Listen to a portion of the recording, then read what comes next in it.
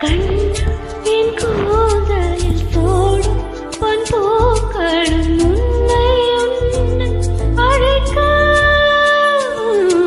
அன்னே உன் கைவலை மீட்டும் சங்கீதங்கள் என்னை என்னை உரைக்க கண்கள் திறந்து கொண்டு நான் கனவுகள் காணுகிறேன் கண்களை மூடிக்கொண்டு நான் காட்சிகள் தேடுகிறேன் உன் பொன்விரல் தொடுகையிலே நான் போய் மாறுகிறேன் பூமியில் நாம் வாழும் காலந்தோறும் உண்மையில் என் ஜீவன் உன்னை